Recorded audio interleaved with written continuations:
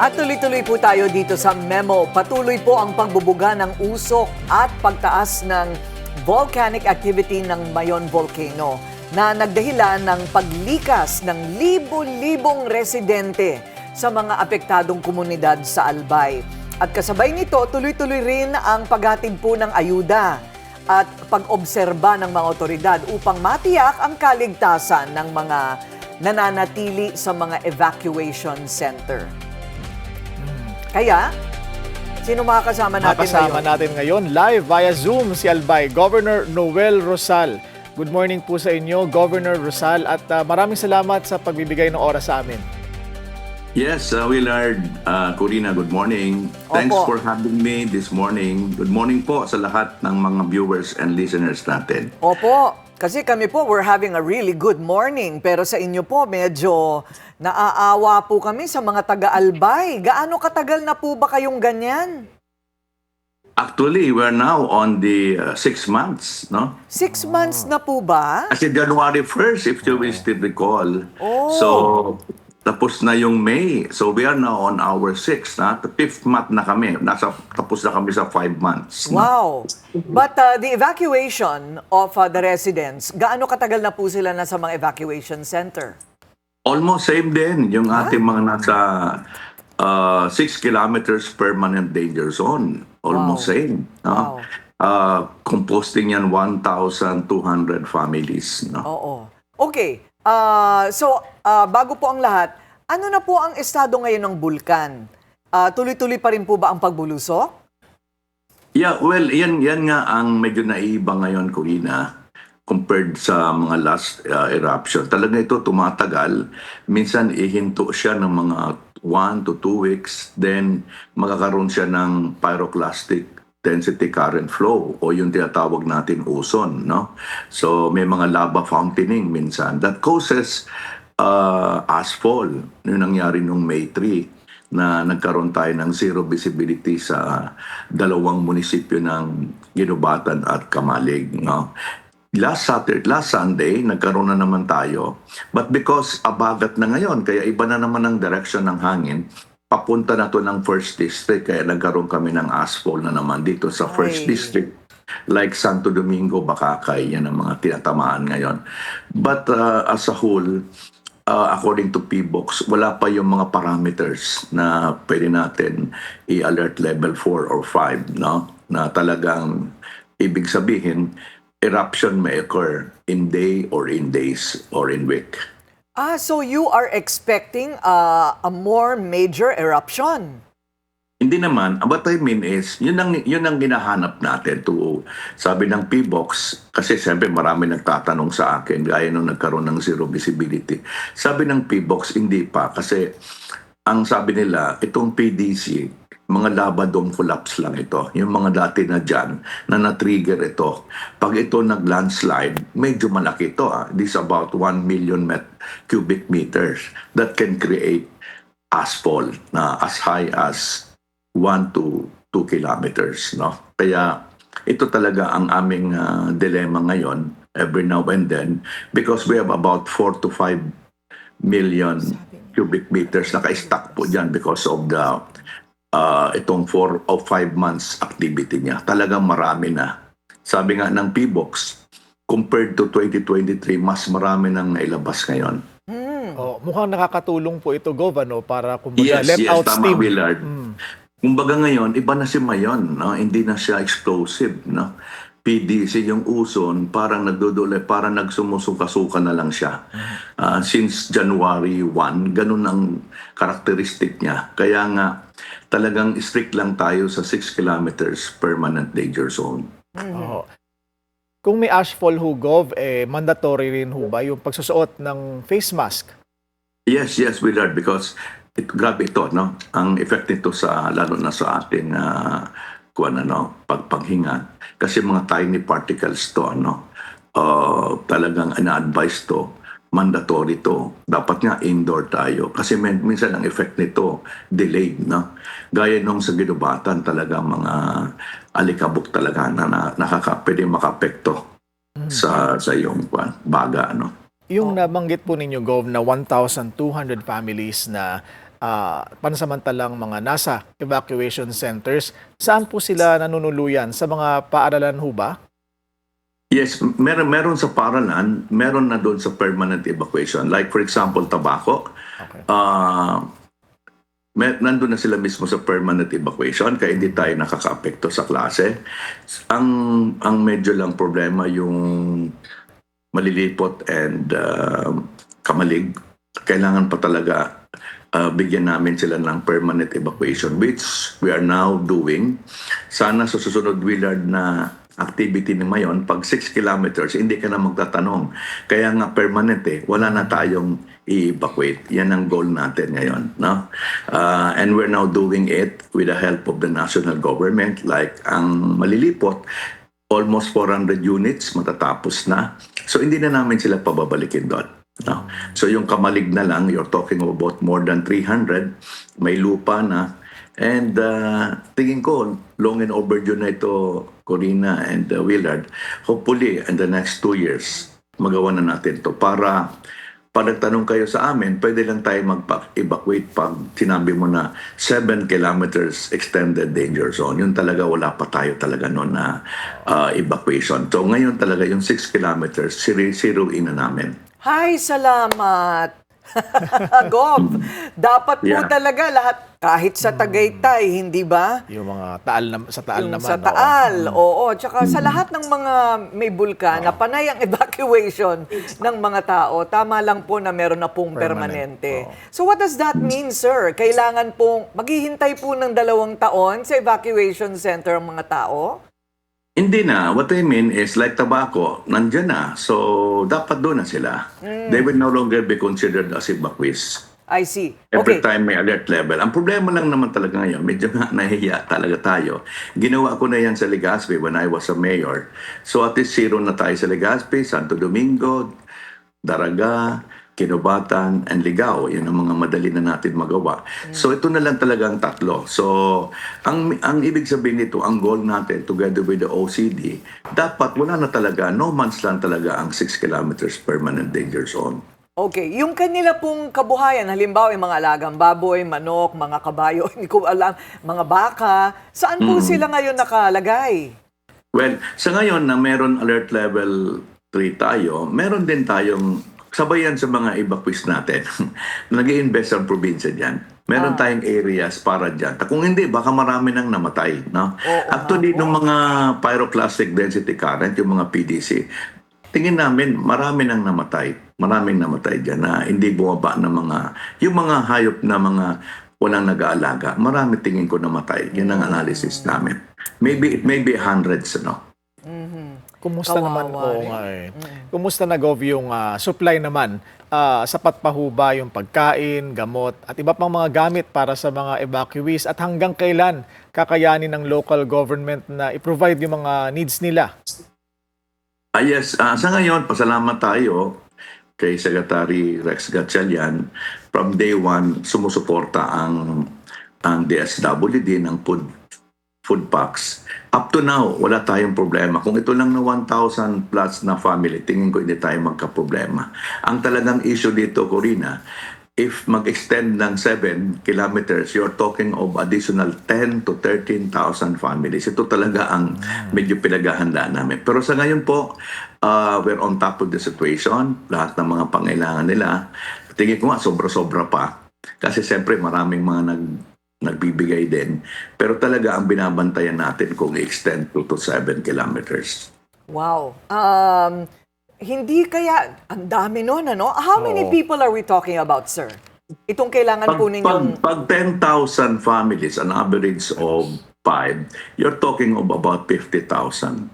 50,000. So 60,000 yan. Kasi marami na, kasi Corina nasa 7. Yan ang hindi pa natin napaplan. Pero hindi naman talaga yan ang danger zone ngayon. Hanggang 6 kilometers lang talaga. So, ito pong mga taong ito, kailangan po ninyong pakainin araw-araw po yan. Hindi po Opo, ba? yes. Araw-araw, tubig, pati yung kanilang proper hygiene. Palagi nagbibisita ang ating health personnel para i-monitor sila lahat. So far, so good. Wala tayong napapabalita ng mga epidemya. Siguro mga minor, sipon, lagnat sa mga bata. Pero naagapan po natin. Yung epekto po ng ashfall, yung hindi natin masyadong nakikita pero nasa hangin pa rin. Siyempre, nalalanghap po yan ng hindi lang ng mga Yeah. hayop, kundi yung mga bata. Yes, yes. Do the health people foresee some kind of long-term effect?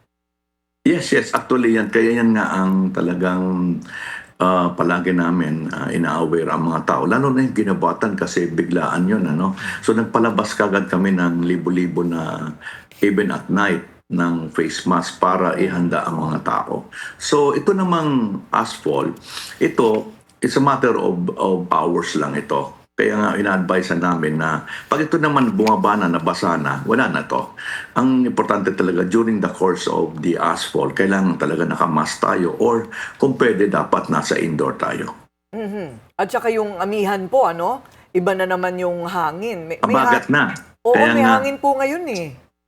kami dito sa Albay, nag-umpisa na ang habagat. Kaya change shifting yan. Kung tingnan mo ngayon, covered siya ng 13 municipalities. Napapaikutan siya ng 3 cities at 6 municipalities. Kaya nag-change course siya. Ngayon papunta na siya ng first district. No? Kaya nabigla lahat ng mga taga-first. Kaya pagkauso namin sila, nakahanda rin ang aming mga face mask. No?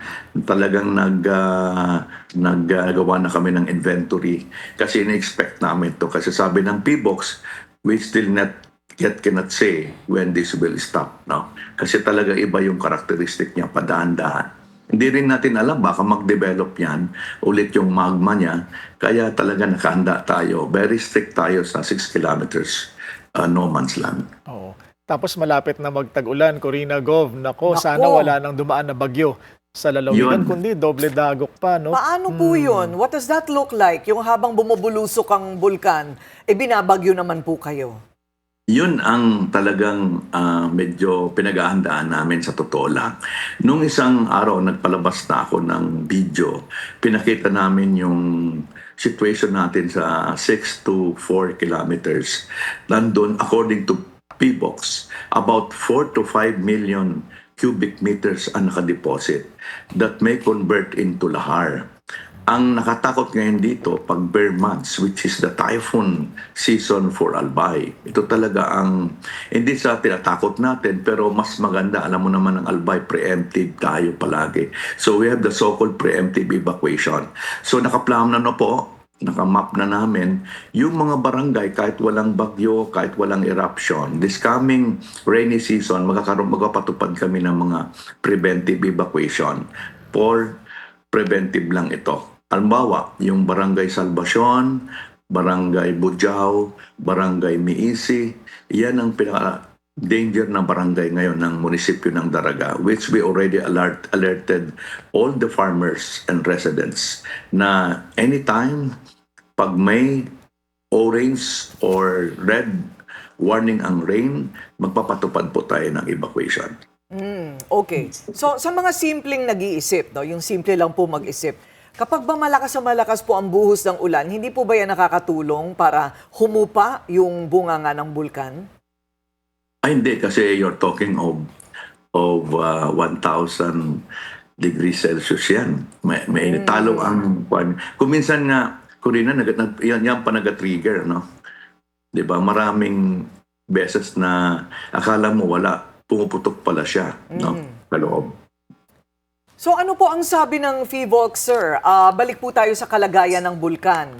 Ang bulkan po ba, historically, you said that, well, you say and you compare that parang iba ang kanyang kinikilos ngayon.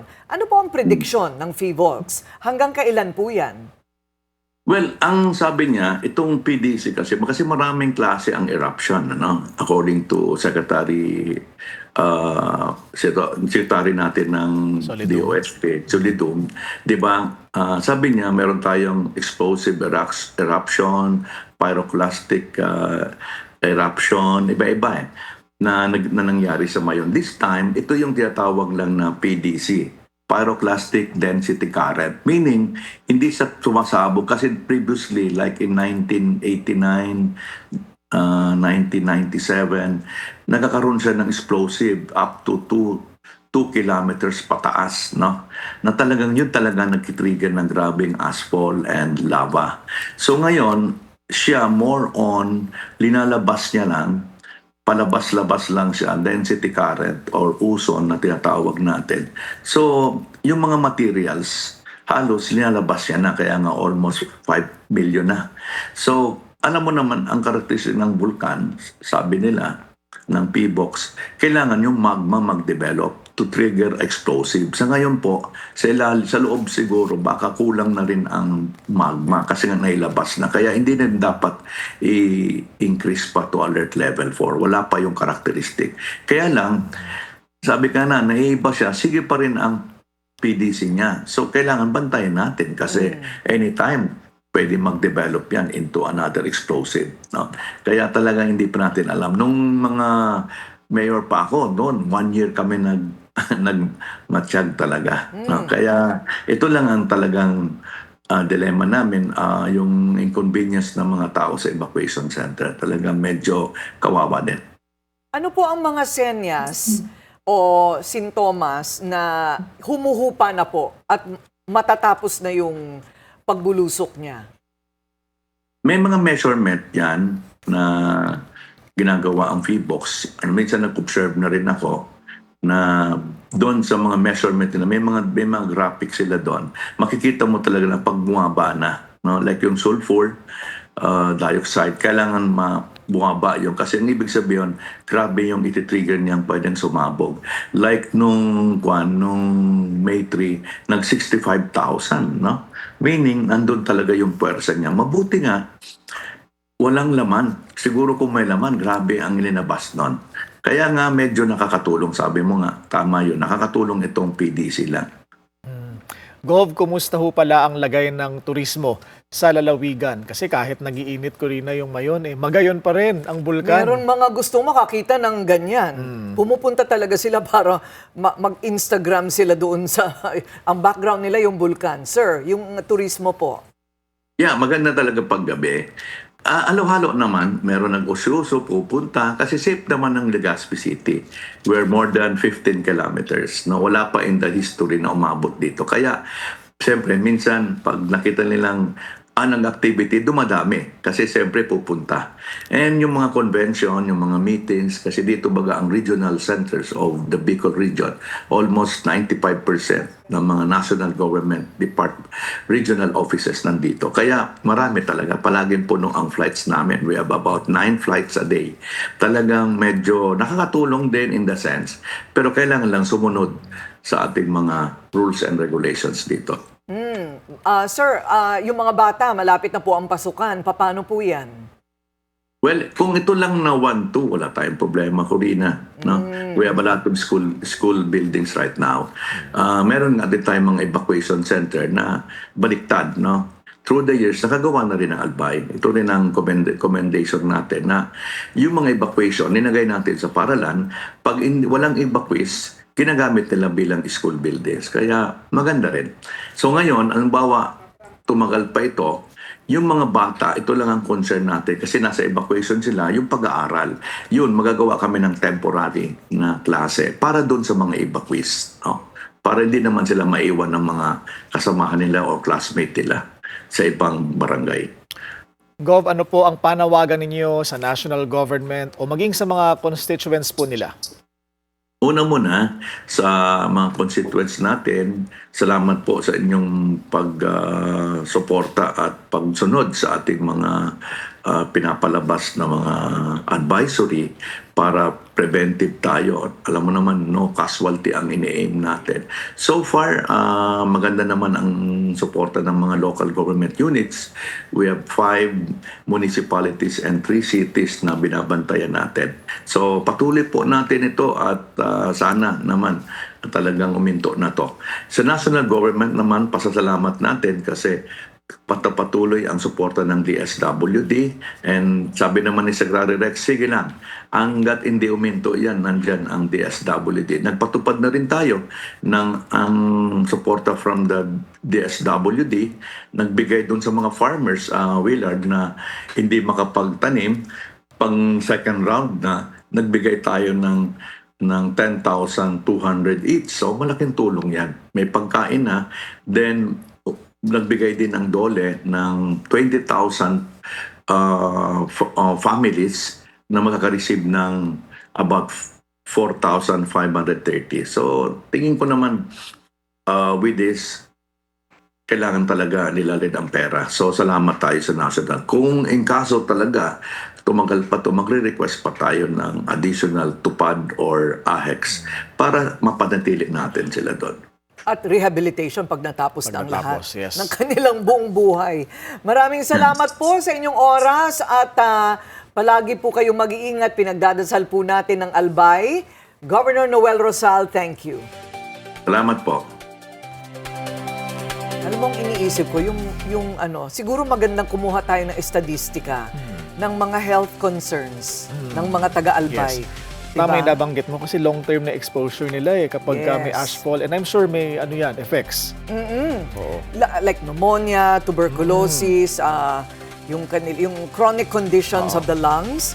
Pag tiningnan siguro natin yan, makikita natin na marami ang nagkakasakit ng ganyan. At yung mga bata, hindi ba? Kung di man mag-manifest ngayon, later on. Kasi paano mo ba lilinisin ang baga mo pagka nakalanghap ka na ng ganyan, hindi ba? Parang hindi malinaw. Yung dugo pwedeng linisin. Pero yung baga, paano mo lilinisin ang baga? Importante siguro yung face mask talaga, pero ang init nun. Hindi ba pag naka-face mask ka?